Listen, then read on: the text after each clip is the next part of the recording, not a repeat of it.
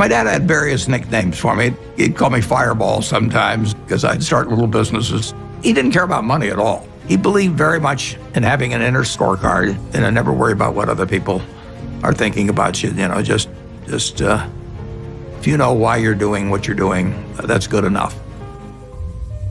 When I want to do something, I always want to do it big. I've said many times that 65 or 70, and the people that you want to have love you actually do love you, you're a success. Some people should not own stocks at all because they just get too upset with price fluctuations. If you're going to do dumb things because a stock goes down, you shouldn't own a stock at all. The first books I read on investment were actually in my dad's office. I just read and read and read. I probably read 5 to 6 hours a day. I mean, I figured out very early, you don't have to be that smart at this business, which is fortunate, but you do have to have the right temperament. The best gift I was ever given was to have the father that I had when I was born. Known as the Oracle of Omaha, the 91-year-old Warren Buffett is one of the most successful investors of all time. He went from buying his first stock at age 11 to running Berkshire Hathaway, a multinational holding company with total assets nearing $1 trillion. Often appearing on lists alongside Bill Gates and Elon Musk, his current net worth is $105 billion, placing him as the 7th richest person in the world. Despite such enormous wealth, he maintains a simple lifestyle. He lives in the same home that he bought back in 1958 for $31,500. He makes his daily commute in his 2014 Cadillac XTS, often stopping by McDonald's for breakfast before heading into the office. So for someone with such a simple routine and more money than he could possibly spend, what makes him happy? I would have to be honestly say that what makes me happiest is what I'm doing.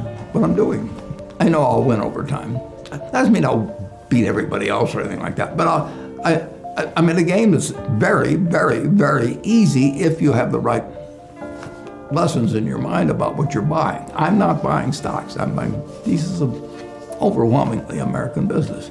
And I'm happy when that's happy, when I'm doing it. I'm happy when stocks are going down. I'm happier when stocks are going down because I can buy more of them with the same amount of money. I'd be happy if I was a farmer. I'd want farmland to go down so I could buy more acreage. If I was, it just makes sense. The best moat you can have is your own talent.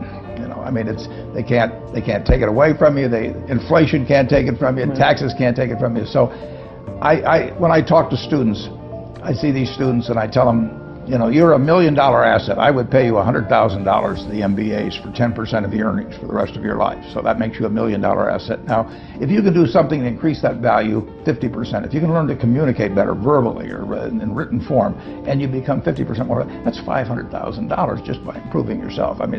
Nobody can take that away from you. And so I urge everybody, when I talk to them in high school about this and college, is just develop the habits. You've got the brain power, you've got the energy, but develop the habits of success and look around you at the people that you admire, and list what makes you admire them compared to somebody else that looks equally strong or equally talented.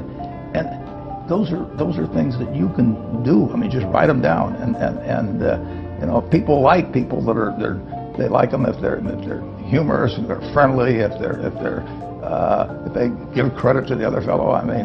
And they don't like them if they're stingy, or they overstate and overpromise and all those sort of things. Well, that's a decision you make. So I encourage everybody to build your own moat around yourself. Accumulating such a large net worth doesn't happen if you're average at what you do. Clearly, Warren Buffett is at the top of the investing game. Here's some of his best investing advice. All you have to do is just buy a cross-section of America and then never listen to people like me or read the papers or do anything subsequently.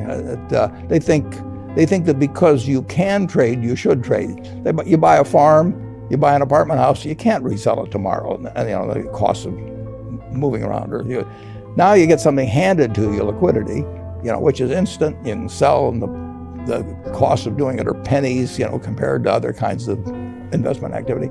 So because they can so easily move around, they do move around, and moving around is not smarter than investing. By far the best investment you can make is in yourself.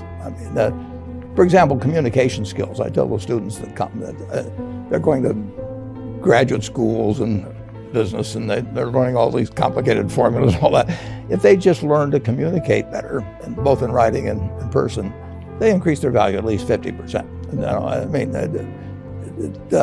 if you can't communicate, somebody says, it's like winking at a girl in the dark. Nothing happens, basically. And you have to be able to get forth your ideas. And that's relatively easy. I did it myself. It's just hugely important. And if you invest in yourself, nobody can take it away from you. Well, life advice is, the most important thing is really who you associate with. You want to associate with people that are better than you are. I mean, basically, you'll go in the direction of the people that you associate with, and you want to have the right heroes. You want people, if you want to emulate somebody, you better pick very carefully who you want to emulate. And obviously, you can't pick your parents. They're going to have an enormous influence on you, but you don't get a choice on that. But you get choices as you go down the line, and who you admire, who you want to copy, and the most important for most people in terms of that decision is their spouse. It's also important in terms of a partner in business, but the partner in life is the most important one. You want to pick a spouse that's better than you are, and then he or she, and you hope they don't figure it out too fast. I'll leave you with this metaphor Warren uses to encourage everyone to take care of themselves. I was in high school, almost a third as long as the country has been around. And when I was in high school, I really only had two things on my mind: girls and cars. and I wasn't doing very well with girls, so we'll talk about cars. But let's just imagine that when we finish, I'm going to let each one of you pick out the car of your choice. Sounds good, doesn't it? Pick it out, any color, you name it. It'll be tied up with a bow, and it'll be at your house tomorrow. And you say, well, what's the catch? And the catch is that it's the only car you're going to get in your lifetime. Now, what are you going to do knowing that that's the only car you're ever going to have and you love that car? You're going to take care of it like you cannot believe. Now, what I'd like to suggest, you're not going to get only one car in your lifetime, but you're going to get one body and one mind, and that's all you're going to get. And that body and mind feels terrific now, but it has to last you a lifetime. You get exactly one mind and one body in this world, and you can't start taking care of it when you're 50. By that time, you'll have rusted out if you haven't done anything. So you should really make sure that you just remember that you just got one mind and body to get through life with and to do the most with it.